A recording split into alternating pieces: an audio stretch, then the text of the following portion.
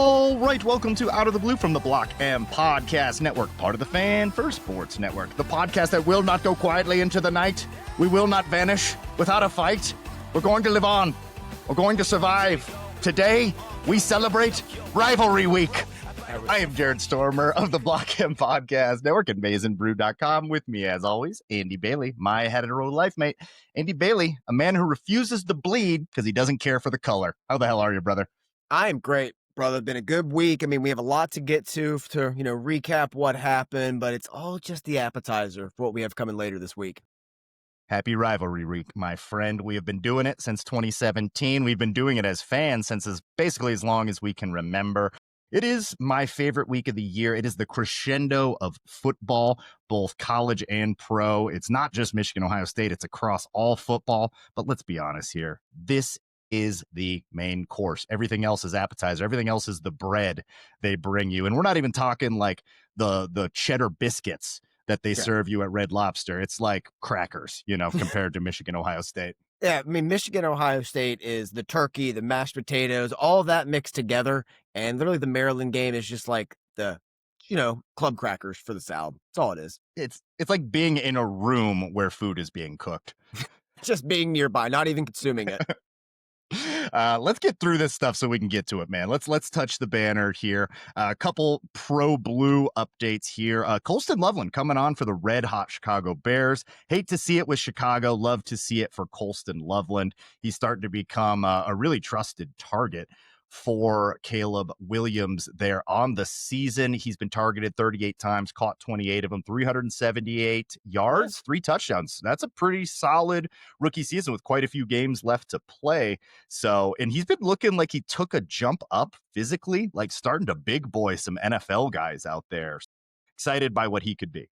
Yeah, I'd love to see him. He's trending up. I mean, Ben Johnson's not going to spend first round capital on a tight end unless he's going to utilize him, work him into the system, and develop him. We saw what Ben Johnson did with Sam Laporta with the Lions, and you're seeing early returns of that now with Colston Loveland. And that division, we kind of predicted at the beginning of the season, was going to be a gauntlet. It's going a little differently than we anticipated, with Chicago taking a leap. And unfortunately, Minnesota taking a step back, not because I care about Minnesota, but I care about their quarterback. And it has not been going well for our sweet, sweet, beloved Prince, J.J. McCarthy. A rough game in this last one here. And it's looking like, I get it, he had a year off. There's the injury. He hasn't had the time on task. It's way too early to give up on him. But the interceptions have become a problem. And the game speed looks like he hasn't caught up yet. He looks like a rookie. Like he just... Looks, I mean, I know you want him to step in and just keep the ship going immediately, but he was out a year. He's stepping into this. Again, he only had, 28 or 29 starts, so under that 30 start threshold you'd like to have in college. So again, some catching up to do there. I think he's going to be okay in the long term, but yeah, I mean, it's not been a fun watch in terms of someone who supports J.J. McCarthy at the next level. No, completing 54% of his passes, 929 yards, 6 touchdowns to 10 interceptions, and he's taken 20 sacks. It's not great. Yep. No, been a rough one. Yeah. And to be fair, I don't really care. Like, a lot of people will come at us on Twitter and just be like, this is your boy, JJ. Look at these stats. Brother, I don't really care like what Michigan players do after Michigan. I want them to succeed because they're my guys, but I care what you do at Michigan. I'm sorry. Yeah, exactly. I mean, I've never understood that. Like, it's always very strange. Like, oh, look at this. Look how bad he is. It's like, it's good enough against Ohio State. It's all that really mattered to me. Like, I want to invest, like, how much he performs well against the Packers, as a fan, a supporter, like you said. But what mattered to me more was how he performed in 2021, 2022, and most importantly, 2023. And those still hold true. Yeah, it's not the victory lap that you think it is. Just being like, Quiddy Pay really struggling to make an impact, huh? And I'm like, I care, brother. I don't care. Let's talk some Lions here. Currently sitting at 7-4, wild win over the Giants. Worth talking about because Aiden Hutchinson calls game. Last play of the game, he comes through with the sack. I choose to believe this is a good omen. In this week of all weeks, in this week of weeks, it is a good omen. It is a good omen. Jahmyr Gibbs in this one was huge. Yeah, the Lions, man, it's been an interesting season in a rough division, not out of the playoffs yet, but just because of some of these other NFC teams, they've got work to do to get into the playoffs. Yeah, this win was huge. Like, you cannot afford to lose to the Giants with a backup quarterback, although Jameis Winston is one of my favorite players in the Love him. NFL. Like, Love him. he is the definition of entertainment. He should be a professional wrestler with how good he is with the emotions and everything. I'm like, this guy has to start somewhere. Like, if you put Jameis Winston on the Vikings right now, Yeah, bridge probably. bridge the gap a little bit. But I digress. No, it was an essential win for the Lions to move to 7-4 on the year, and now you just kind of start doing the math. 3 to 4 more wins should do it. 4 to be Yeah. safe, but 3 should get you in. Yeah, I mean, you say that, but it's very interesting because the rest of the division is also quite loaded. So It's tough. currently, as it stands right now, the Bears 8-3, the Packers ahead of us at 7-3-1, the Lions at 7-4. Other wild cards that you got to worry about out there would be who else in the NFC? The Seahawks would be the other one. So we got the Packers on Thanksgiving, massive game, and only 3 days rest. So I mean, I love it. I love being able to watch my Lions on Thanksgiving, but they're at a rest disadvantage against a pretty good Packers team. So I'll be excited to watch it, though, nonetheless, with a belly full of food, some drinks in me, some family around. Great. And I still think the Bears are a little bit of a paper tiger. Like their last 6 wins were Washington, New Orleans, Cincinnati, the Giants, Minnesota, and Pittsburgh. So That's we'll see fair. what happens when it gets a little tougher down the stretch. Fair enough. Got to do a Pistons wagon check in. You got to By all indulge me means, here. come on. Tonight, going for 13 wins in a row. That's worth mentioning. It would tie the franchise record. Jaden Ivey came back. Tobias Harris came back. They have their whole complement of players. And it's starting to get to the point where you have to wonder if they can come out of the East and be in the finals. They are that good. They have an identity. They're one of the few teams in the East that does have an identity. It's been a ton of fun to watch. I know it's early season NBA, not for everyone, but if you get a chance, this Pistons team's about as good of vibes, fun, identity. They love playing with each other. They play with defense. It's beautiful basketball on offense, too, because they're starting to get some cohesion together. So thank you for indulging me. Pistons are a wagon. We're going to keep it going for a second. I'm going to read the next few games off for the Pistons. You tell me where the loss is, okay? Okay. Pacers, Tonight, nope, that's a win. Celtics on Wednesday, It'll be tough, but I think that's another win. Magic on Friday at home. That's the first one. Magic are playing better without Paulo. Franz, they might need to trade one of Franz or Paulo because those guys are kind of duplicative. That's the one I've got my eye on. That'll be a battle. After that, though, what do you got? I think it's this weekend because that's at home on Friday night, and then the next night it's in Miami at Miami the very next night. I would say one of those two. Yeah, like this is. I mean, if it goes beyond that, you're looking at like what's the all-time record? I know the Heatles won like 17, and that was a big no, deal. the Heat won like 27. 27. My Yeah, mistake. I think the all-time record. I don't know if the Lakers still have it. I believe it's close to 30. The Lakers or the Warriors have it close to 30. All right. Well, never mind. Forget that. We're not getting that. Like, no, I mean, even to get this far, just to set the franchise record is astounding for a team like this, especially with the rich history the Pistons have. They've matched their win total from 2 seasons ago. We're That's 16 incredible. games in. That's insane stuff, man.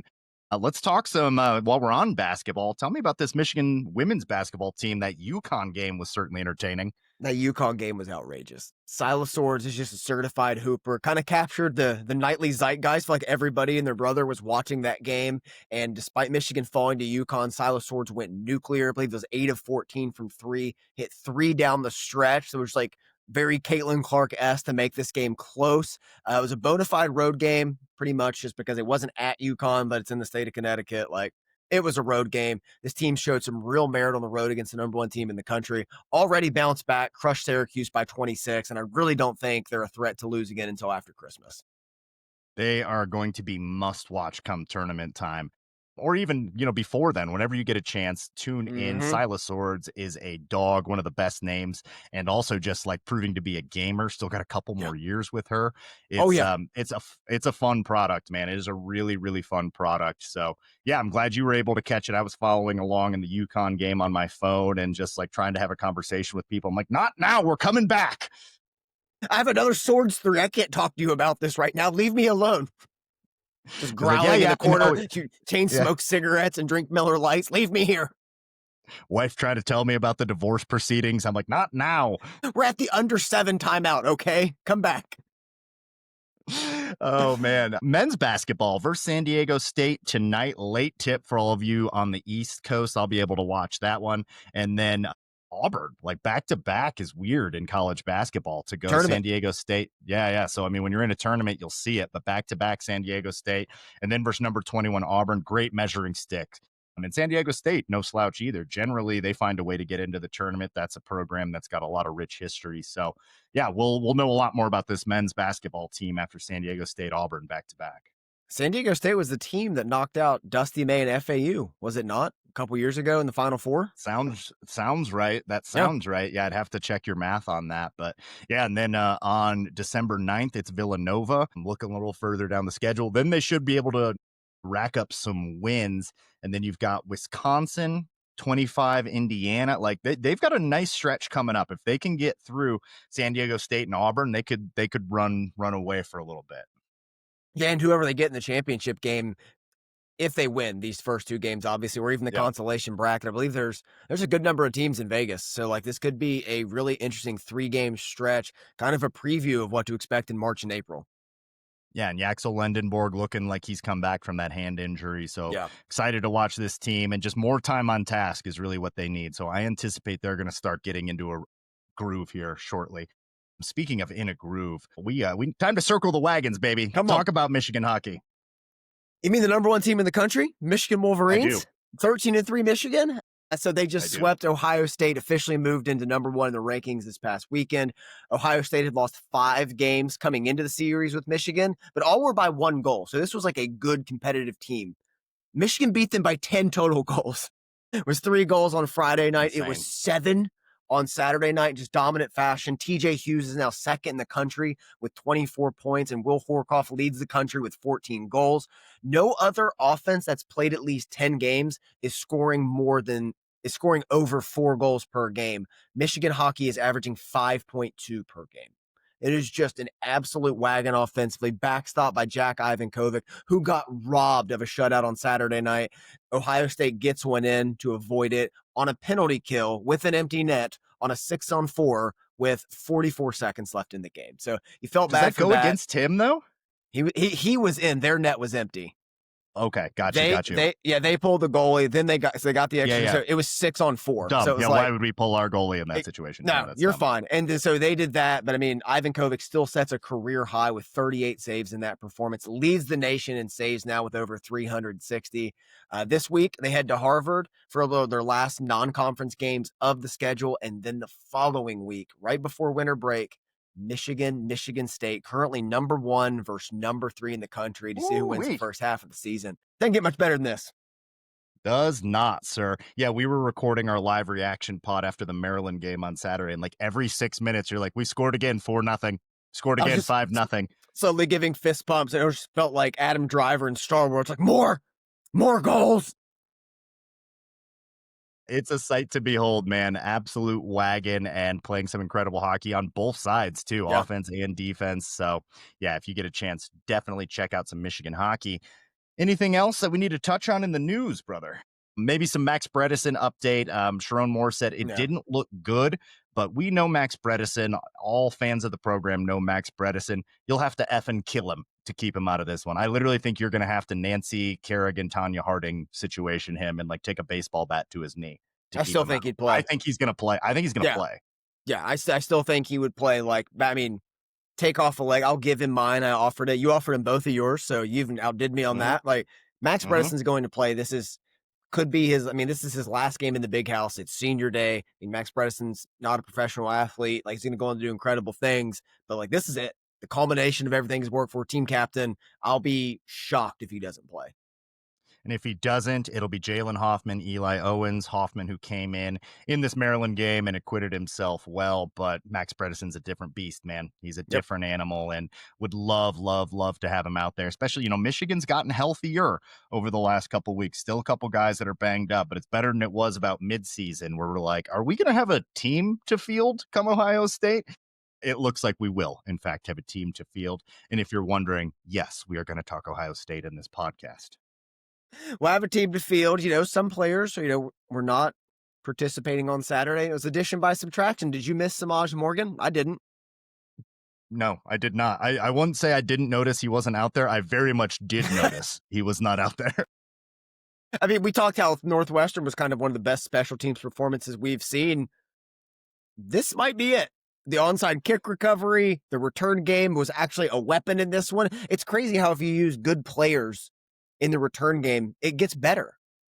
Novel idea. It's a wild strategy. I saw a play this weekend. I forget the game. It might have been Tennessee, Florida, where the center accidentally snapped it to himself and he gained 1.5 yards. And I'm like, oh, you're almost up to Samaj Morgan's punt return average by snapping it to yourself and falling forward. I think Marsh surpassed. Yes, he did. Yeah, he surpassed him. Yeah, Samaj's season total so far in punt return. So, Samaj That's Morgan's. a ludicrous stat. It's crazy, man. It's crazy. Let's talk some Maryland, shall we? Michigan defeats Maryland 45-20. You could argue it was the most complete game of the season. I would make that argument. It's either that or Washington. It's one of those two. Central Michigan, when the that doesn't opponents, count. That doesn't count. I don't think that counts. It's got to be against a real opponent. And Maryland, I get it, stuck at 4 wins, a very young team, but Michigan's younger. And again, in the battle of young teams, Michigan comes out on top. Bryce Underwood played arguably his best game, save a near pick 6 in there, but then really cleaned it up. 443 yards of total offense, 215 through the air, 228 through the ground. Of the 20 points, you got some garbage time stuff in there. So the scoring defense, if you're just stat watching, you might be like, what happened there against this Maryland team? Michigan thoroughly handled this Maryland team. Where do you want to start? Let's start on offense. I think Bryce Underwood is the story in this one. Save the near pick 6 on the second possession of the game. Flawless. The offense didn't punt. Hudson Hollenbeck could take PTO and not travel. He was there though. But I mean, it's exactly what you wanted to see. It was balanced. It was precise. The third down conversions, I think, are the story of this one though.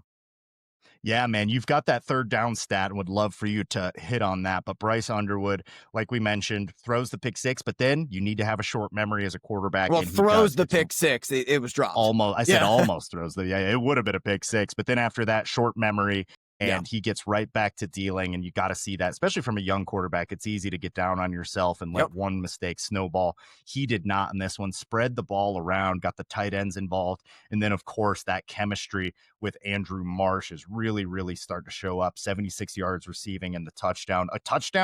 That touchdown catch was just not something that Michigan has had in the repertoire last year or even most of this year. That kind of tight coverage, layering it in up over the top into the back corner of the end zone, that is going to be huge for Michigan. And knowing that you have a reliable target there, that chemistry is just going to continue to grow and grow. It is. And it's awesome to see it happen together with both of them. I love the situation too. You get a free play because you get the offsides, and Underwood knows that and throws the fade ball. It's not designed there. It's a free play though. So he throws it up where his guy can make it, just turns the hips, flicks the ball, drops it right in there. Marsh makes a tremendous play. I loved the stat they flashed during the game. Most receiving yards in the Big Ten since October 1st, Andrew Marsh. Andrew Marsh. While we're on the topic, I was wondering, why aren't there good nicknames? And I was like, well, where do good nicknames come from? You can't give yourself a nickname. Rarely, sometimes they'll come from the team and you'll just hear, this is what we're calling them. And I was like, whose responsibility is it to give them a good nickname? I think it's ours. Where else, if not a podcast, than to give them a good nickname? I've got a couple that I'm going to throw at you for Andy Marsh here. Okay. All right.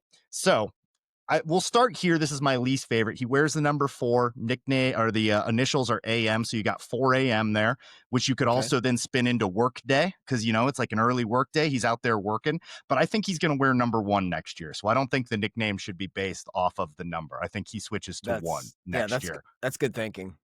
Okay, so this is the next one, and this is, I think, the leader in the clubhouse. Now, a marsh and a swamp, they're cousins. They're adjacent. But how about Swamp Thing? All right. It's a rarely used superhero. It's hilarious. It's also the character from Con Air, the pilot. They call him Swamp Thing. I wouldn't think a guy nicknamed Swamp Thing. I would think if Tyler Warren was Tyler Marsh, that's Swamp Thing. That's how I imagine a Swamp Thing could play. But it's not bad for a nickname. I think that's where we start. And I want to hear from the listeners if that's a worthy nickname. It's I just don't know if it matches the game. The play style or the player, it doesn't really. Andrew Marsh He's is more like like a an Ferrari than a big beast. Like, yeah, exactly. Andrew Marsh is like the old school, like I don't want to say diva with like a negative connotation, but he's that kind of guy. He's he's a flashy, receiver. he's Yeah. exciting, he's a wide receiver through and through. I believe his nickname on Instagram is Hollywood, Mm. which of course I don't want to use because it's There's already overused. Hollywood Brown. Yeah, It's yeah, and a Hollywood lot of everything. people call themselves Yeah. Hollywood. And you can't give yourself a nickname. It's not how No. nicknames work. Just like, yeah, they call me the tripod because I have a third leg. It's like, no, no, no, they don't. No one calls you No, that. no one I'm just does like, well, that. No one does that. Josh, settle yeah, down. easy there, buddy. So yeah, Swamp Thing. We'll start there, and then we'll see what else we got. But we got to get a nickname for him. He's earned nickname status, and we get 2 more years of him. So I want this nickname to be nailed down. Yeah, we do. That's something we're gonna have to work on really in the off season. Like Swamp Thing really fits like Max Bredesen. Like Max Max Bredesen, like Bredesen is a Swamp is a Thing. Yeah. Swamp Thing. Yeah, just came out a little mutated, loves physicality. Like that's Swamp Thing. From Marsa, I'm interested. That's a good one to come up with though. Good place to start. Yeah, absolutely. Going back to the passing game in this one, 7 different players caught passes. McCulley gets a touchdown pass on a beautiful play design from Chip Lindsey that apparently you said was actually supposed to go to Cuzdall, but Yeah, yeah, yeah. it So was a double screen. it It gave him the option, and he just threw the wrong one, but it worked. And like when you're decisive like that, oftentimes it's better to be wrong and be decisive than be right and be indecisive. Yep, absolutely. Marlon Klein had one of his better games since game 1 in this one. And then Hurdle. Max Whew. Bredesen, yeah, with the hurdle. And then Max Bredesen, which a tremendous play, Bryce Underwood to Max Bredesen on that one. One of my favorite plays of the day. A lot of plays that you can go back and it's just a fun rewatch. Something we talk about on this podcast. We go back and rewatch them. I haven't gotten a chance to rewatch this one yet. Got a lot going on this week, heading to Spain next week, moving houses, just bought a house. There's a lot going on, but I will rewatch. And this will be definitely one in the off season, middle of July when you're hankering. This will be a good one to throw on. Oh, it'll be tremendous. I mean, Max Bredesen, second catch of the season on a critical third down, backs against the wall. That's actually what I used in the film study. So shout out to you for the free promotion there. A great play by Bryce. And we talked about the passing game, the evolution of that, but the balance has to be talked about. No Jordan Marshall, no Justice Haynes, former walk-on Bryson Cuzdall, the 4.0 student who wants to try his hand at football here, not go Division II, go the hard way, comes out here, has 100 yards rushing and 3 touchdowns, becomes the third Michigan running back on the season to have 100 yards and 3 touchdowns in a game. He was a former 2-star. They don't even have his picture on 247. It's like No. Ann Veal in Arrested Development, just like Ann Veal, not pictured. Like they don't even have his picture in there. And you go 20 for 100, averaging 5. That's like the ideal stat line too. Yes. 20 for 100. Like that's like what you dial up. That's fantastic. 3 touchdowns though. He was running hard, got some juice, has some speed. He's because fast. baby, I'm a fan. And he will be RB number 2 against Ohio State, which we can't wait to get to. And I think that's a good number 2. So we were talking like, man, I can't believe running back depth has become a problem when Haynes and Marshall was out. Maybe not as much of a problem as we thought. Tomas O'Meara had 71 on the ground. How about our guy Tomas? Tomas showed out, man. Tomas showed out in some limited carries there towards the end. But no, I think you're right. Even if Jordan Marshall's healthy, I think most Michigan fans are going to want to see close to 40 carries in this one, especially with the weather forecast. We'll talk about that a little bit later. But if you get 20 carries from Jordan Marshall, 15 from Bryson Cuzdall, and you can rotate those players in and out, keep them both fresh, by the time that fourth quarter comes around, if one is not already broken, one could break. Yeah, you're going to take their will to play. Like Isaiah Stewart said, it's just like we went out and see who wanted it. And they didn't want it. They didn't want it. And Man's a poet. he's an absolute poet. Beef stew, baby. Now that's a nickname. That's a That's a nickname there. nickname. Jasper Parker gets into the end zone in this one. Went out with what looked like a shoulder arm injury, but he was smiling, laughing on Yeah. the sideline. Glad to see him get in there. And, he's got to put on a little bit more weight to be a truly impactful back in the Big Ten. But I still like what I saw with him, man. And Michigan's recruited the position well. But if you're going to talk about Michigan just plugging and playing these running backs, you have to talk about this offensive line. And I want to save some of it because we're going to talk about it in the Ohio State discussion. But this offensive line has come on in the last month, and they have dramatically improved. It was what we were hoping to see. Wish we would have seen it a little earlier, but it's understandable with some of the youth out there.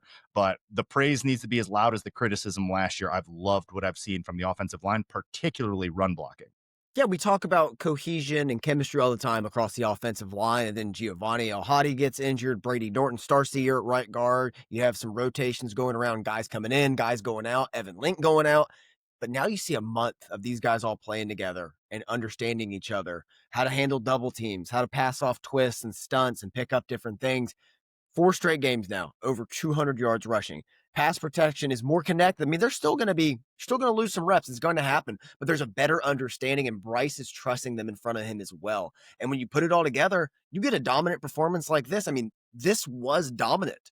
And like early on in the game, you could tell it was coming too. Like the first Cuzdall carry, just moving the defense back. And it's the perfect time for this unit to really hit its stride and get its momentum coming into the cold weather and the game that is Ohio. I mean, we try our best not to talk about Ohio State on this pod. We're saving it for Friday. Every point I make here is leading to Ohio State. I'm trying my best, but yes, the offensive line is hitting its stride at the right time. Played their best game of the season, in my opinion.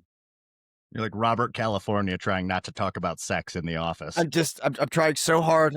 It's all I want to talk about. It's all I've been like watching and studying all day. And now it's like, all right, talk about Maryland again. It's like, okay, I'll talk about it. All right. Macaulay went for 46. No, it was Yeah. still a great game to watch. And the sacks could end up hurting the perception of this offensive line. They've given up some sacks, but it'd be interesting to go back and look at how many of those were on Bryce playing the freshman quarterback out there. So offensive line, they deserve some credit. I thought the tight ends were great in this one. Zach Marshall becoming a really reliable receiving threat as well. Good to see Channing Goodwin get 2 catches in this one. Chip Lindsey continues to be just an absolute icon there.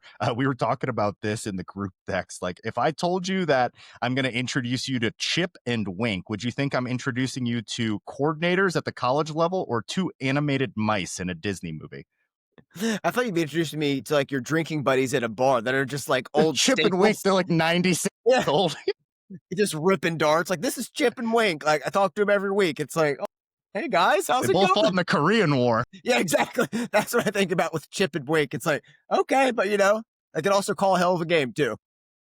Certainly can. Love what I've seen from Chip Lindsey, and it's getting to the point. It probably won't get there because this offense isn't going to rank very highly. But we've seen it. Those of that have watched, like Chip Lindsey, could eventually go on to some pretty big things. He could be a guy that gets some looks down the road.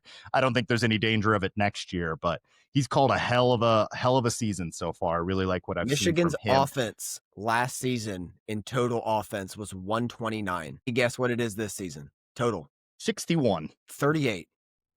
Come on now, 38. For almost That's total 100 yards. What's the stat? Yeah, total yards, total offense. Okay. That's almost 100 positions better from last season. That's with a insane. true You should almost get freshman the Broyles for that. with a true freshman quarterback. Like, no, I think the Chip Lindsey window at Michigan, the era will last for Bryce Underwood, and then he bounces I because think so too. this is such a launching pad for him. You already see it starting now, continue over the next 2 years, and then I think he's going to be a head coach again.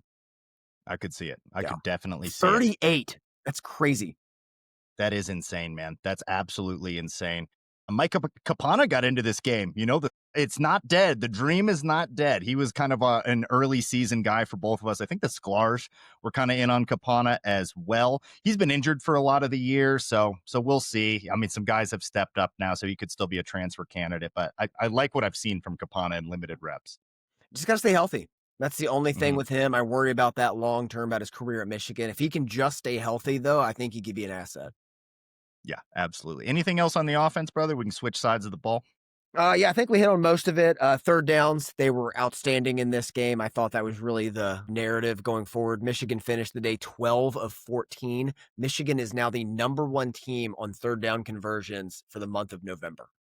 Yeah, I'm glad you brought that up before we switch sides of the ball. That's a great stat. So let's talk about that here. I would love to see the third down distance, average distance during this stretch. And I have to believe, I don't have the data in front of me, that a lot of it is due to Michigan's ability to run the ball recently, shorter distances on third down, making things easier for Bryce Underwood. But he's had some third and long completions as well. Just in general, it's gotten so much better on third down when that was a big issue for us in games like Oklahoma was god awful on third down. Well, we were like, this has to be cleaned up. For comparison, I mean, Michigan was 64th in the month of September in the country. In October, Michigan was once again was 72nd. And then in Mm, November, and then October, they were right there in the 60s again. And then obviously in November, they're first. And no team has put together a month of third down conversions as high as Michigan all season. They're at 69.23% for November. Leader in October was 58. Leader in September was 61. They're humming right now. that And I think winning that's first down, to your meaningful. point, and keeping those manageable is what's leading to this success. And that's going to be critical against Ohio State when last year the team was 7 of 14 and had been floating around 40% for the year. Winning that down is going to be very critical. Meaningful stat. Meaningful stat. Good work by you on that one. We'll go special teams here, but this isn't necessarily going to be a negative segment. It is This is not not going to be a negative brought to you segment. by Dom, happiness. this segment brought to you by okay, like by Okay, mediocrity. Like, yeah, it's like the Mr. Pibb of units here. It's like, yeah, all right, this is a soda. sure. Dom Zavada in this one, one of two. 50% hits the 46-yarder, misses one inside the 40, but hits the one going out of the game, the later attempt, which I think will be great for his confidence there. You've got an onside kick recovered by Chase Taylor Hell early yeah. on. I thought that was great, and a ballsy call by Loxley there, which I kind of liked. I do like it. Good for him. You got nothing to lose. You're trying. You got to win out in order to get into a bowl game. Lose out, and I hit my lock there. Or hit So your hope it Loxley. you'll make a fine dad someday with those stupid jokes. But Dom Zavada, that was great. Hudson Hollenbeck, PTO for the day. But Andrew Marsh, 2 returns, 23 yards, 11 and a half average. His long was 14. He surpasses Samaj Morgan on the season in one game. Really brought some juice to it. And was holding that ball a little tighter. I Yep. noticed, hopefully they coached that out of him. So it is a really good call to get Andrew Marsh in there. I don't know why it took so long. My guess would be because of ball security stuff there, but Samaj was also a risk of that. So Yeah. at least put the guy back there that's got a chance, and it'll clearly be Marsh moving forward. 100%. And this week is critical, obviously, with turnovers being at a premium against Ohio State. Now it's just an ongoing bit how many times I can say Ohio State. And the kick return game as well for Marsh. Just a weapon, just Yeah, turning. 48 yards. Yeah, just not. That's 5 first downs he got us. I know. Just like instead of literally just punting on that side of the ball, we're actually turning it into an asset to help our offense and defense, buoy them up a little bit, especially when they're down. Now, I thought it was good. I love the Chase Taylor onside recovery. That's elite awareness from a true freshman. That's elite. If you want to point It's a to true something freshman. JB Brown has done right, that's it. That's a coaching point right there. Not bailing out Yeah. first, sticking in there. So credit where credit's due on that one. Still needs to be fired. Dom Zavada, you could say it helps his confidence, but can it just help him be a better kicker? Because we said the same thing after hitting a game winner at Wrigley Field, and it really didn't matter in this one early on. Just blows that kick. Again, I like that he always looks confused when he misses. At this point, he should look confused if he makes it, because that's kind of where I'm at. Again, redeems himself at the end. If he does well in the final game of the season, none of this will matter. But the Dom Zavada experience this year has been confusing at best and just bad at worst. Yeah, it's been a pretty flaccid experience. He's like LeBron James every time he commits a foul out there when he misses. He's like, "What are you talking about? Like that couldn't be That's it. me. I'm so confused. I'm so perplexed." It's like, "No, you just missed it. Like I You don't know what you're punched talking him in the about." face. Like that's what you did. Like you just blew the Yeah. kick, Dob. You're supposed to kick it between them, not outside of them. Instance number 46 of me making this about Ohio State. I will not care. I will not care at all. And I will hold him in the highest of esteem if he goes 3 for 3 and we beat Ohio State. Oh yeah. That's it. That's just it. I will forget everything if you have a good game against Ohio State or whatever it is. If you only get 2 opportunities and you make those 2, won't care. I will not care. He hasn't specifically lost us a game yet this year. No, but I mean he's made it closer than it needed to be. That's for sure. Yeah, he's definitely had some instances of that. So, like, again, against Ohio State, friendly confines of the big house, I think, will help. Weather's going to be bad, but should be prepared for it. You're at least kicking it home. Last game at the big house ever for him. So, see if he gets it done. And JB Brown will be working at your local Applebee's next year. So And that was our positive special team segment. It's as good as it's going to get, Okay, brother. yeah, come on.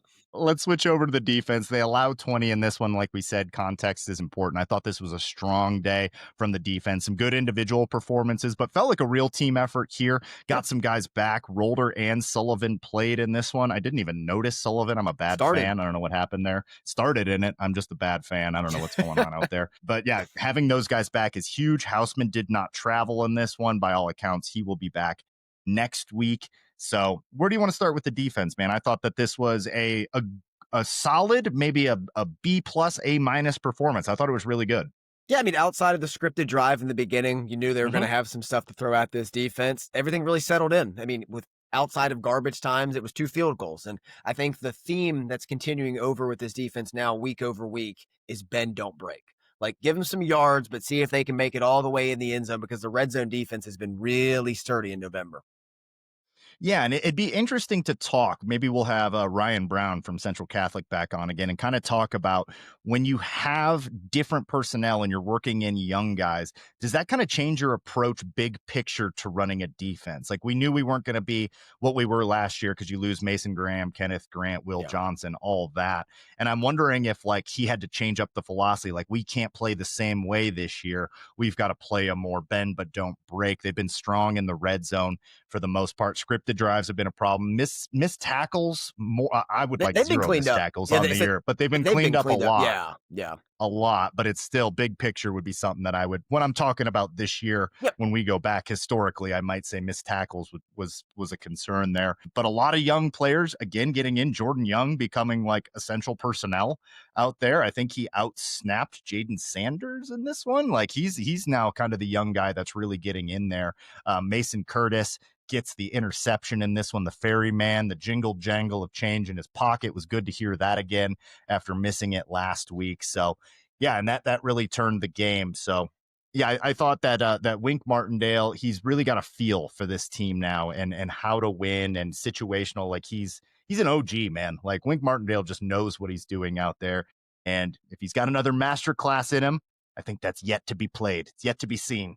I think so. I mean, this unit still has not hit their ceiling this year. And with those young players, I mean, most times those kind of positional substitutions come from position coaches, but it could also be coming from Sharon looking ahead to be like, hey, let's get some guys in. Because I believe after Michigan either went up 14-7 or 21-7, Sullivan and Rolder were both out. And it was Smart. Boateng and Chase Taylor in there, like immediately getting reps. So that could tie into it. That could be My a factor, but guys. it changes how you call the game. Like it's going to affect different things. But just to the starters and the overall unit, I mean, they did what you have to do to win, and that's control the line of scrimmage. Only allowed 71 rush yards. The majority of that came on 2 big plays. And I say big kind of in quotes because it was still 71 total. And then had 3 sacks in this game. I mean, coming into this, Maryland had allowed 4 sacks all season. They nearly double that in this performance.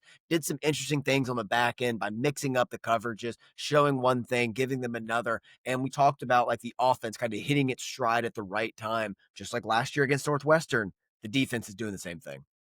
I think we called that too in our predictions. We're like, these sack totals are a paper tiger. Michigan's going to get some sacks, They're and going they to get got there. 3 in this game. A player that we haven't talked about much this year that I started to notice last couple of weeks, Trey Williams, quietly putting together a good Playing campaign. better. Yeah. Yeah. So liked what I saw from him. Derek Moore and Barham get sacks in this one. Good to see Barham come back and make some impacts. He was really good in this game. 2 TFLs showed up on the on the game tape, as well as Derek Moore really starting to push for a good draft slot there. Yeah, overall I thought they made life hell on Yeah. Malik Washington, and he continues to put up yards, but he's not doing it efficiently. I'm not going to really hate on him too much as a true freshman. Like this is a good freshman campaign for Washington. He goes for 210 yards, 1 touchdown, 1 interception, but he's only 5.4 yards per like on average there, and that was similar to what I was looking at in some of their past games against good defenses. You know, Loxley trying to simplify it. I think he's probably saved his job there with Malik Washington. Yeah, I think so too. They have that stud class in there with him as well. Malik Washington really feels like Talia again, though, right? Like a lot of empty calories, big arm, Very can run empty around and do calories. some Yeah. things. It feels a lot like Talia Tunga Bailoa again. But that was good enough to, I believe, win 3 straight bowl games. And at Maryland, that's success. Yeah, you'll take it. 19 of 39 is not the kind of stat line I want from my quarterback, but No. I'm a Michigan fan, so different animal.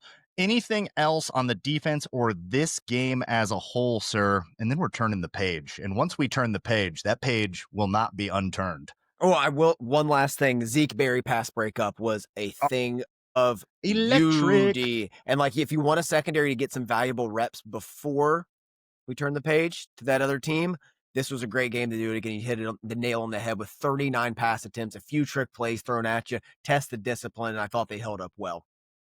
I'm glad you called that out. When he was in air, reminded me very much of the Jordan Lewis Pick it, Wisconsin pick it. interception. And I'm a secondary fan. It's probably my favorite part of any game to watch.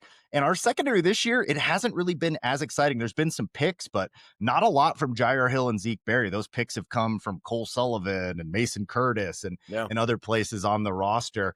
So to see an electric play by one of our corners, that was a lot of fun. I thought Zeke Berry played a great game. Not a great game from Jair Hill, probably one of his lesser games. One of his lesser games for sure. Bit on the double move. Again, hasn't had a lot of work recently. I think he just kind of got caught napping in coverage on that one. But on both sides of the ball, man, this is what you want to see from a good coached team is improvement. Just like last season, this team got better throughout the year and peaked at the end of it. Same thing with this team. Like, of course, you want it to be good all season and win every game and continue to progress that way. But this team is still getting better. They're still ascending. And I think we're finally seeing both sides of the ball. Hell, even special teams hit their stride.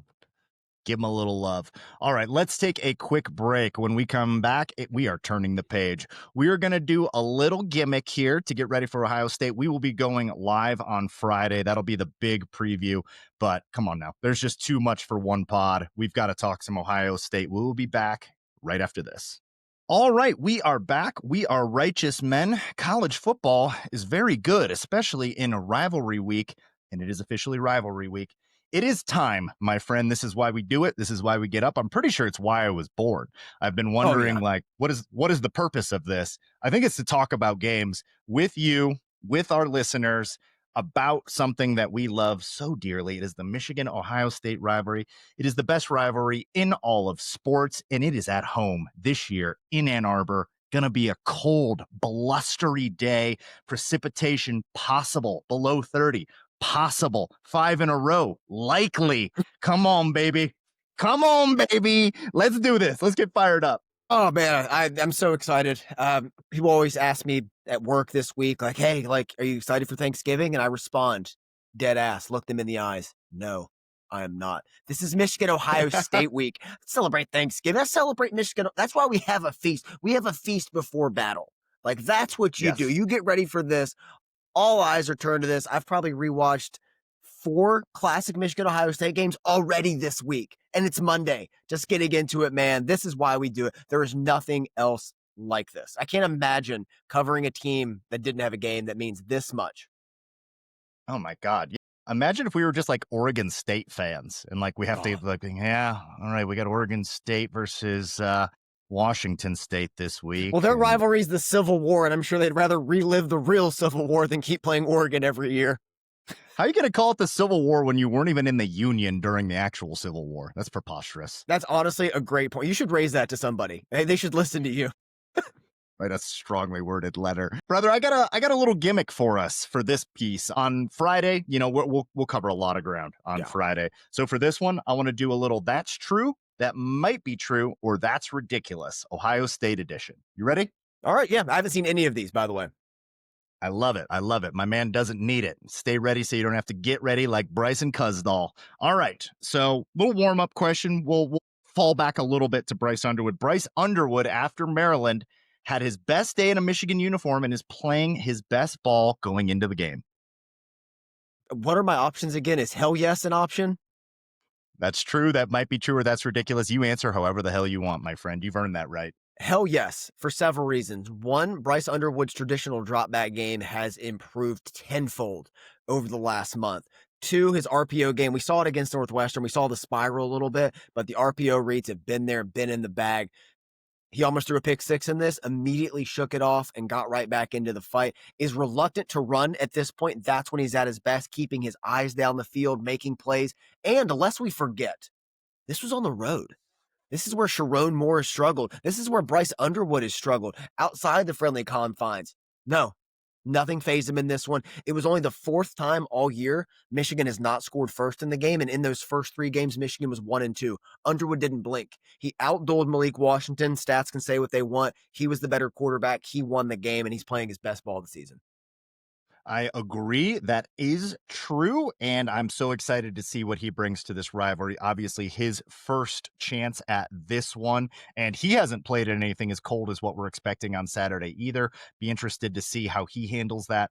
Good news is the man's from Michigan, Julian saying Carlsbad built for it, understands the cold, a man of the North. He's up there on the wall. Took the black, and he's been up in the North on the Also, wall serving his time. with win number 9, Bryce Underwood tied the true freshman record for wins in a season, held by Chad Henne, who went 9-3 in 2004.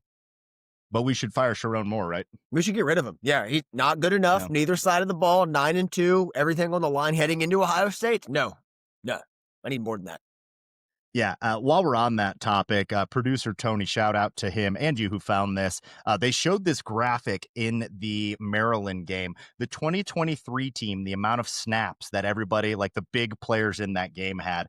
JJ McCarthy in the 2023 game had 1,548 snaps. Bryce Underwood has 636. Bryson Cusdall has 145 snaps compared to Blake Corum's 1,296.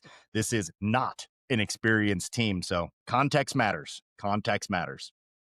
I'm so glad they flashed that. I mean, it's kind of like everyone was on the same page last week where you and I had our rants on the podcast, and then Joel Klatt had a big thing on his, and now this one, it's like context matters, guys. This isn't 2023. It's not that team. There'll be a time and a place for that. It's coming sooner than later, but I loved having that in there. Keep that in mind this weekend. Yeah, and like we were saying, this is a very young team. It's nice to see it laid out in a different way like that. The snap count, it's like, man, that's crazy. You're talking 10 times more snaps for key contributors there. All right, next one. That's true. That might be true. That's ridiculous. Chip Lindsey will win a Broyles Award at Michigan. That might be true. That might be true because it's not completely in his control, and you never know the narratives and the stories that go away. But if Josh Gaddis can win a Broyles Award, Chip Lindsey sure as hell can win a Broyles. I think it's very much in play, and it starts next year, and then 2027 will be the year he could be one of the favorites. Yeah, absolutely. And I hope we get him for the whole Bryce run, like you were saying earlier. All right, this one going a little off book here. The Isaac Tesla trade is the worst move of the Brad Holmes era, and that was 3/3 to get into the third for that. Might be true.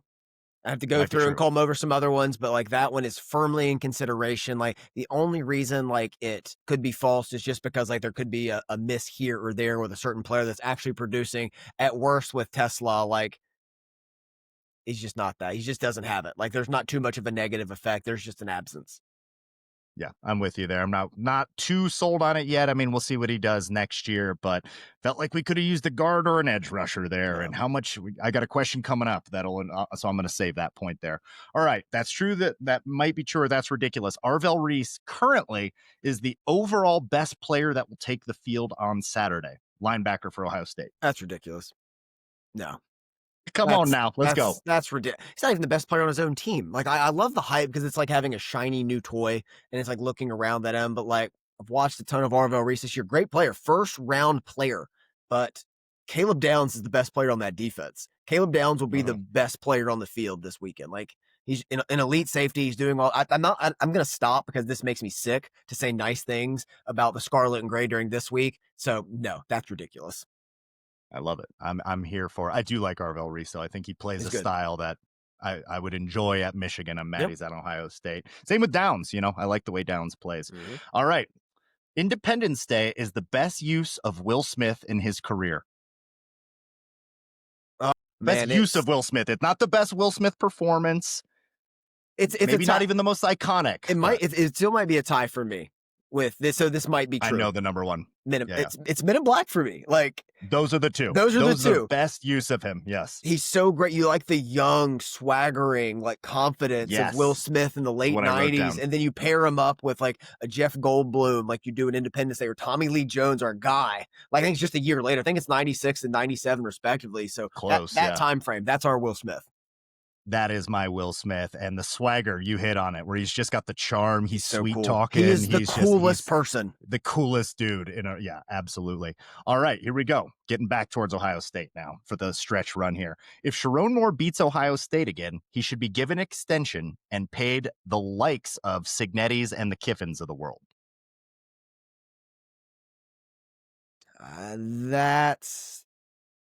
That's a good. I'm bordering between ridiculous and that might be true. Let's go there. Yeah, I think I that wouldn't might be true. I wouldn't pay him that much, but an extension, yes, absolutely. He would deserve an extension, deserve that confidence. If he beats Ohio State again, absolutely. Because if I remember correctly, see if I can pull it up here quickly, his contract was kind of a prove it contract at Michigan. It's pretty light. And it was a pretty light contract. $5.5 million base salary. Yeah, that is way behind the Kiffins and Signetti's. Yeah. And you could bump that up. And I believe also if he beats Ohio State, I would give him an extension. 100% I would give him an extension. If you count you go undefeated against your chief rival and you go 10-2 with this roster, this young, come on. If you count the 2023 win for him, if he wins on Saturday, he has more wins over Ohio State than Jim Harbaugh. That's an insane statistic, brother. That's an insane statistic. He gets some credit. That's a weird one to try and for podcasters to try and equate that and like figure out what that means. But he was the coach that day and they got up. They got up for that game and they certainly got up last year. If he does it again, we're going to have to start having some conversations. I can tell you that I will block anyone that tells me we need to fire him if we beat Ohio State again. Absolutely. I'll just block you. Absolutely. You have no context, no frame of reference if you're saying that if he does it again on Saturday. I mean, does he have shortcomings as a head coach? Absolutely. Yes. Every coach does. Learning. He's still learning. He's the second youngest coach in the top 25. If he beats Ohio State again, moves to 3-0 as the man on the sidelines, come on. He's a more appealing coach than Lincoln Riley right now, and that dude's getting paid a fortune. Exactly. So, all right, here's a tricky one here. Aiden Hutchinson and Rashawn Gary will have more career sacks than the Bosa brothers. I got the numbers for you here to show you where you're at. Aiden Hutchinson, 36. Rashawn Gary, 46.5. They have 82.5 total. The Bosa brothers, Joey has 76. Nick has 64.5. That's 140.5. So it's 82.5 right now. Need to get to 140.5 or 141 would get him over it. Might be true. I would lean more positive if Micah Parsons did not exist. But because Micah Parsons is now Rashawn Gary's teammate, is eating into that chunk of sacks, it's going to be a little bit more difficult. But dude, while we're on sacks, are you paying attention to Myles Garrett's season by any chance? It's insane, and I'm glad you brought that up because that was actually part of my follow-up. I think Aiden Hutchinson, and it's weird because the Parsons part, but it's a little different with Parsons. They need to invest on the defensive line to take away some of the double teams from Hutch because he could have 14 a year. They need a running mate. Look what Mason Graham is helping do with the Browns. Mason Graham has opened it up for Myles Garrett. I'm glad you brought that up. It was part of my follow-up. Myles Garrett has 18 sacks in 11 games. It's absurd. Stupid. He should, barring anything weird, crazy, knock on wood, break the sacks record of 22.5, currently held by, I believe, Michael Strahan and TJ Watt. They have a tie, but it's getting help from the inside. Like, you can't just double team Myles Garrett all game long now. Like, they have to spread it out because the Browns' defensive line, that's a championship defense in Cleveland. Like, if they can draft a quarterback, put something there, like, that could be a very dangerous team in the future. Well, you know how I feel about Shedeur Sanders, but he did have an okay debut. Did you see the advanced numbers on that? They had to extend the x-axis because they were behind JJ.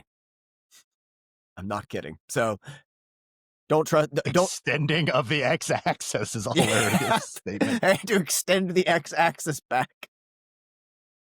I don't even know what the X and the Y are for this. I don't care. That's hilarious. Going left is never good. I can tell you that much. No. And I've watched, I'm a CU buff. That's where I graduated. So I've watched a lot of Shedeur Sanders. Not my type of player, but I digress. Let's get back to the task at hand here. The Ohio State defense giving up 68 total points is a paper tiger statistic. That is true. It's a good defense. It's not 2012 Alabama, not 21 Georgia. It's nothing like that. Like, you can win me over. Like, again, like, we can get there, talk about the playoff run, but the best offense this team has faced was Washington. And we saw how that happened. Like, it's not a threat passing the football, really. It's a lot of run heavy action. Again, a good win. The exact similar win to Michigan, though. Again, home and away, we can debate that, but it's just not on the same level. I can't view it that way, not with the talent lost. Like maybe in the playoff, things will change, but as of right now, I lean paper tiger. I agree, but 68 points is crazy It's at this impressive no point matter in who the you play. season. No matter who you play, It it's is, impressive. and they can only play the schedule ahead of Yep, them. They didn't know Penn State was going to fall off a cliff. We all thought exactly. Texas was going to be better. That's not on them. I can't believe I'm saying nice things. Yeah, stop But this. I the hate this. rest, yeah, the schedule has really let up for them. Really let up for them. And we thought it was going to be a bit of a slog. And this has been a cakewalk. They haven't even really had to try. So it is a paper tiger. 68 total points does not illustrate just how good it is. The 2023 Michigan defense is way better. Yeah, Way better. it's Not the even problem close. with expansion because you get this where teams can be in the same conference and have completely different experiences and paths. I'm with you. All right, next up. Turkey should be phased out of Thanksgiving dinner in place of prime rib or roast chicken or really whatever the family chooses, as it is an overrated bird. I agree to that. Turkey really tastes like napkins. Like, never been a big fan. I eat it because it's what you're supposed to do. But like, I'm a big like some mashed potato base layer, and then like the turkey on top, mix in the stuffing, little green beans, just get it all going together, and then it's good. But like, Then it it's works. turkey's a system protein. Okay, it's got to be in the right system if it's going to work. It can't. It can't stand alone. It's not going to win you any games. Okay, it's got to be in the system. It's like Rami Malek. Like, you cannot have Rami Malek leading your film. Like, put him in there with some other guys, give him a bit part, like in The Master. That's fine. But It's like Rami turkey. Malek as your lead, Turkey is the Cade McNamara. With mashed potatoes and green beans and stuffing, you can beat Ohio State. But on your own, you're splitting reps at East Tennessee State. system protein is a tremendous take by you. All right, next up. Ryan Day will be coaching in the NFL within 2 years. You know, it's weird. There's not a lot of smoke ever around him about him. Never. But why? Why Marcus Freeman and not Ryan Day? That part I don't get. I would say it might be true because I feel like he has to have that ambition. Coaching at college, like, let's just face it, it sucks. It's a young man's It's game. getting less appealing too, He's not more appealing. he's already reached the mountaintop. I mean, Urban Meyer, I mean, there was some things there about the end about him going to the NFL, but like you can't be Ryan Day and not look at that and be like, all right, you just have to coach. You don't have to deal with recruiting or anything else anymore. You come here, install your system, develop quarterbacks. Because that's what all NFL teams want anyway, is a person to develop a quarterback because being the most important position in sports. And who has a better track record in college outside of Lincoln Riley right now? Ryan Day. Like, he's the guy. And this is kind of a follow-up question. So say Michigan beats him again and then Indiana beats him and they get a lower seed in the playoffs and they lose game one, and he's going to hear it all over again. Yeah. Or like say Michigan beats him again and they just fall short of the national championship. Forget when they lose. He is going to get so much vitriol from that fan base. He might just be like, why do I need to do this? Like the Giants would love to have me. Yeah, no, I completely agree. I don't understand it, especially again being in his position. You've already reached the summit. You're following up Urban Meyer. You've surpassed what Urban Meyer did.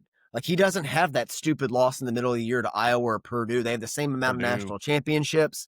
Like, again, Ryan Day has only lost to two teams since he took over two Big Ten teams since he took over the program in 2019. Michigan, obviously, and then Oregon last year being the new team. That's it.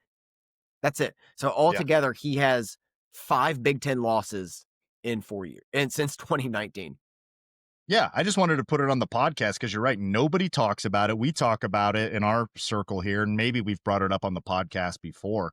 But if I'm the Giants, I'm making that call, 100%. especially since like who's the number one NFL, like you got to go get him right now. Like, I don't know who's out there that you're like, oh no, like, okay, we've got to make a move to go get X. Yeah. There really isn't. And like, so I would say Ryan Day is probably top 3 candidates in the NFL right now. And if you're wondering why we're saying nice things about Ryan Day, like, just understand this is kind of like a psyop mission. We're just trying to put things out there, move and shake a little pieces around. Like, this love fest is not going to continue this week.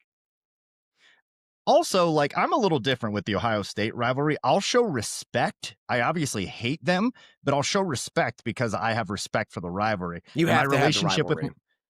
and my relationship with a lot of Ohio State fans is way better than with Michigan State people. Like, because especially since Michigan's gone on a run here, there's way more respect and back-to-back national championship. There's more reverence. Yeah. So Oh, yeah. I'll give a little respect. I hate Ryan Day with a passion.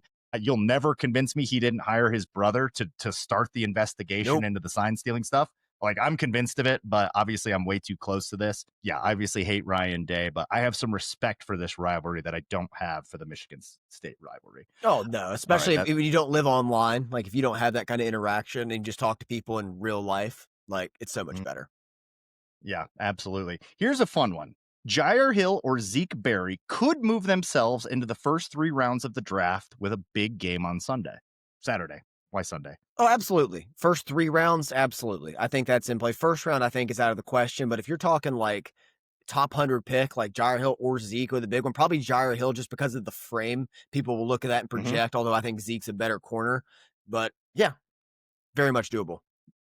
Neither one has great ball skills, which will take you down a little Yeah. bit. Neither one's an elite athlete. I think Zeke Berry, because of the frame, might be a little bit better of an athlete. But then Jair Hill, no one's really tested him up until Maryland, and then he got beat on the double move. I think you might be onto something with him falling asleep after just Yeah. not being Yeah. tested for 3 weeks. So Yeah. the numbers, the advanced numbers, I'm guessing on Jair will be pretty good. And the other piece that helps is it's not a great cornerback class at Mhm. all. Like, there's other than Delane from LSU, there's nobody that I'm like in love with and like, oh, I got to have that guy in my team. And Zeke also has positional versatility because lest we forget, he's played safety, nickel, and corner. So that's another thing to his advantage as well. Follow up question. We only get to bring one back next year. Who would you prefer to bring Zeke. back?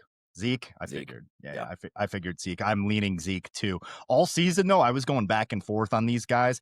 In the last couple weeks, the needle has moved over to Zeke for me. Once he So went up I and would made a agree. Jordan Lewis play, I knew you were coming to the side. I was like, I'm a simple man. I got the Saint Still jersey it's like on. I'm a I know what he simple man. wants. I know what he wants. Good, clean cornerback play, ball skills, getting your head around, Yep. swiveling the hips, playing physical.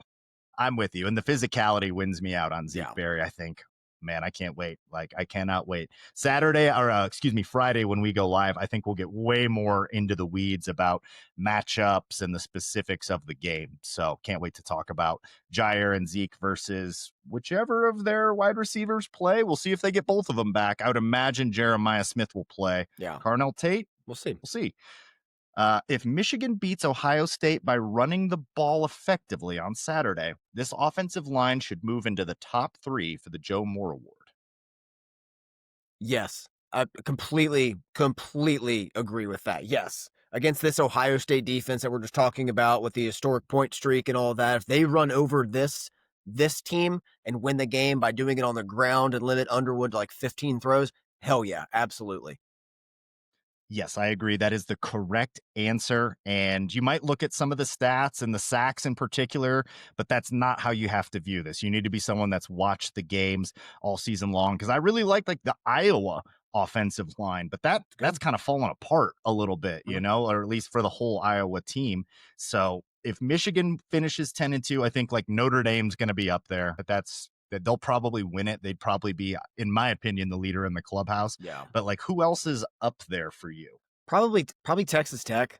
Texas Tech offense Mm. is really proficient this year. I believe they're doing it with through the air, predominantly through the air, but also on the ground as well. Their rushing attack is 26th in the country, so I think they'd be in there as well. Yeah, BYU. I'm just going off of like teams that I've watched that I've came Yeah. away impressed. BYU, Utah has 2 studs on it, but at times, I'm like, why isn't this a little bit better? But they've got a really quality one. I Indiana think Michigan's probably. right there. Yeah. Oh yeah, Indiana, Indiana. Notre Dame are probably your favorites. Yeah. BYU, Utah, I would consider them. I do like Iowa's offensive line, I but do. yeah, yeah. Yeah, brother, that's all I got. It is noon this Saturday in Ann Yes. Arbor. Current forecast. All right, 33 degrees, feels like temperature of 26, as low as 24, 60% chance of precipitation. I'm going to be refreshing this thing like a madman, like we do every year. Yeah. And what a fun little nugget of this game that we don't do for any other game on the schedule. We're downloading the weather app. We're 10 days out and we're seeing what do we look like. And it looks like the football gods could favor us on Saturday. Football's meant to be played outdoors.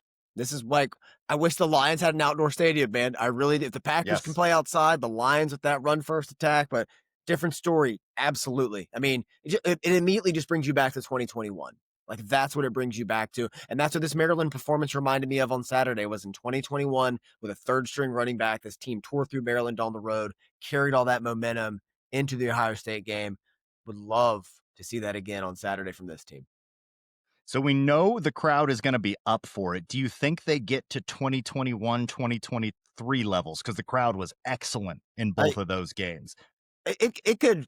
I don't know if anything will ever be 21, just because you're never gonna 21, the 10-year buildup is yeah, impossible to replicate, but I think it's gonna be loud. I think it's going to be as good as 23. I think they I probably think at it the could match 23. yeah, Although 23, I don't know. We were both at yeah. 23, and that's my pinnacle for games Mhm. attended. You were at 21, which I will probably go to my grave regretting. But Every year, this time of the year, you're always like, "I hate myself. Why did I not go to this?" But no, it's going to be me on Saturday again. if I'm not going this year. I absolutely do think it can match. I think it's going to be, I mean, with the momentum they have off that Maryland performance, I think it just takes everything up another level. I mean, it's such a far cry from where it was in like 2019 when half the stadium was red. Like, a lot of people don't remember that how bad it got. You and I were in Ann Arbor for that one. It was not a good Mhm. time. But now, no, I think it's going to match that 2023. And I think it could give this team the edge it needs. Undefeated at home this year. I think it'll be the best crowd, best environment they've had all season. If there's no Bredesen and there's no Rod Moore, who are you looking at that's actually going to play, that's on the field to lead the charge, so to say, to be like, hey, this is the standard at Michigan against Ohio State? Like, who's the guy on the field you're looking for on either side of the ball, or both sides of the ball? I think you're looking at veterans. I think you immediately you just go to veterans. You go to players like Greg Crippen, Giovanni Elhadi, who's the captain on this Who's team, playing playing very well well. recently? You go on the defense. You go to Ernest Hausman, Rayshon Benny, Derek Moore, Houseman. Jay Sean Barham. Like, a lot of those guys that were involved in the upset last year that have set the standard. Again, this is Hausman's third year. I mean, not going to go into the off the field rumors and everything else that was happening, but yeah, players that were involved in this that understand the rivalry, understand what it means, what it takes. Jair Hill has to make a name for himself in this one. He didn't get a play last year, was kind of in the doghouse, but Zeke Berry did. So there's another player to look to with the leadership. But I think this team has, like, despite their youth, they have enough veterans around them to tell them what it's like, how to get it done, and how to keep it going. Yeah, there's not the easy guy to point to with Rod Moore not out there. Houseman is a leader out there. I don't know if he's that kind of a like rah Yeah. vocal leader. I don't know. Like, he's definitely a leader out there, and we should have him back. Jair Hill's a great call out. A player that I circled from the moment he was recruited as like the next guy, has not had a real signature moment at Michigan. And if he goes out, with just an okay day, if he goes out with a win, you're amongst legends just Yeah. because of your record there. But I would love to see Jair Hill have a signature day. That is a great call out by you. And then on offense, like Jordan Marshall. And Jordan Marshall will probably be a captain before he's a senior. Oh, He yeah. just seems like that kind of a player. And then yeah, like the offensive line. Can we just do the Friday I, pod now? I'm I so know. ready. I'm I, so ready. I left Jordan Marshall for you there because I mean, if he's not going to do it vocally, it's going to be with his play, because Jordan Marshall Mhm. was built for cold weather Ohio State games. Lest we forget, a former Mr. Ohio Running football through player running Arvell Reese's arm tackles. running through an MFer's face. Like, that's the strategy. That's the game plan on Saturday. There's nothing like, I'm going to break something right now, and it's only Monday. But we have a lot more of this coming in, a little more detail, not just us screaming and grunting. Maybe some of that. Don't get us wrong. I mean, that's why you come to the podcast. But yeah, Oh, we're gonna grunt. I'm fascinated to see how this game like just goes out throughout the week. It's different than any other week two in the season because you have Thanksgiving. It's not just traditional business as usual. You got a little break in the middle. Everything's on the line. I can't wait, man. I know, like, last year ended up being such an important game in hindsight, but coming in, we were kind of like, we're going to lose. This is Yes. going to be a building season. This means something. Mhm. This means something. Michigan is on the bubble right now. And Joel Klatt was talking about what a Michigan win would mean. It would basically be, because we're not getting into the Big Ten championship game. I think we need some obscene All scenario. we need is Washington to beat Oregon. That's all we need. It's not that obscene. No, because we would hold the tiebreaker over Ohio State then. Oh, yeah. USC losing. Yeah. USC losing opened up the door for us Yeah. So all we need is Washington to beat Oregon at at Washington. Washington. It's possible. It is possible. So the Big Ten championship is not dead. Playoffs are not dead at all. The committee would have a very difficult decision of a bunch of 10-2 teams, but among those teams, Michigan would have far and away the best win. It's not even Not even close. Notre close. Dame's best win is USC, which is unfortunate that it's a shared opponent and we happen to lose to USC. You almost like would rather change it out for Washington and have us beat USC, but that's just fan fiction there. It'll be a tough decision for the committee. Style points might matter. Like Michigan might need to win and play a clean game Dude, if we rather than blow out like Ohio State, then yeah, we're in the playoff. if we blow if we blow out Ohio State, the podcast is done. Not We're because I'm done. quitting, but because like I will I'm be moving dead. to Rangoon. Yeah, I'm moving to Rangoon. Just because, like, there's no need to keep. I'm like, Jared's living in the Philippines. We beat Ohio State. We somehow blew out an Ohio State team that's allowed 68 points. Yeah, it's 11 allowing a games through the touchdown a season. game. Like, it's silly. It's silly. And once again, now that spread has fallen to 5.5 points was the last one that Are I you saw. serious? At one point, it was 5? 13.5 points. That's what I saw. Let me make sure. Let me double check that. There's different spreads out there. Yeah. There's different spreads out there. If it's still at 13.5, I am betting it right now. The spread currently, here we go. Let's go to the Columbus Dispatch. Let's see There what you they have go. to say about it. Still at a 13.5. Okay, so that 5.5 was not accurate. I will be betting that. Michigan's covering that spread. I'm seeing 11.5. I'm seeing 10.5.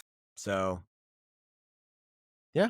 It was 20.5 last year. Yeah, some So books had it at 21. So that was the big. I mean, we know what can happen with that. Like last year, just threw everything aside. Like, okay, well, that changes everything. it's crazy. Like Vegas is very good at this stuff, but they don't seem to be paying attention to what's happening here in Ann Arbor and in this rivalry. That's too high of a spread. It's I mean, too high of a spread against there a are better some- Michigan team than last year. This will be the 5th straight year for some pundits who have picked Ohio State to win this game. Oh, they do it every year. There's like, well, I'm just going to keep doing it. It'll happen eventually. Like maybe Maybe it'll Maybe happen it will. eventually. I don't Maybe know. they'll never win again. I don't know that. You can't prove that for a fact. Like we could win this year and then an asteroid hits the earth and then that's the end of the rivalry and we Yeah. go out on top. And I'd then be you're in fine the with that. Philippines still living your life. Well, I mean, with an asteroid would probably also take out the Philippines, but who knows? No, I can't speak to that. Nothing can kill you. You'd be floating somewhere. Oh, absolutely. I'm like a cockroach. It's very difficult to kill you. You should see how I treat my body, and yet I'm still. The doctors are like, "You're in incredible health." I'm like, "I know." Drink It's it with wild. Chip and Wink. That's what does it. Chip and Wink over at the Elks Lodge, drinking like wild turkey, ripping Pall Malls, having a great time. Where will you be watching this one on Saturday? Comfort of your home. This is the first time in a while we haven't been together, and if it doesn't work out, we may have to remedy that moving forward. We didn't do 20 You have your reasons. Yeah, I understand. we didn't do 21 together, and that was a home That's game. true. And like, so That's true. this is the first game I have not been in Ann Arbor for, or at least up north, like with you, like just outside, since 2017. Okay. Like, Okay. been a Yeah, I know while. you. We both got crazy stuff going on in our lives, but if we do lose, we're gonna have to get the whole crew. Get Tony in there as well. Producer Tony deserves to check one of these out. Yeah, highly recommend if you've never gone to a Michigan Ohio State game. I've been to 3 in person. There's nothing like it. It's incredible. It's a great experience. Go soak it up in early. The atmosphere, everything's just different. Like it sounds obnoxious saying that, like it's just different, but it is. Like the tension, everything's different. I made like immediate best friends with 2 of the guys next to me and immediate enemies with the other guy next to me. Cause every time a big play happened, I'm doing like the bench mob, like holding everybody back. And then like the 46-year-old carpenter next to me is like, who are you? Like, why are you touching me? And I was like, I don't think you get what's happening here on the field.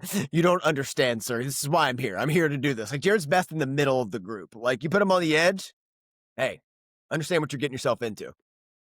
Yeah, there was a reason I didn't go to these games for a while is because I used to like shake whoever was in front of me. And one year we had like an 86-year-old woman who had an oxygen tank. And I think it was the Colorado game.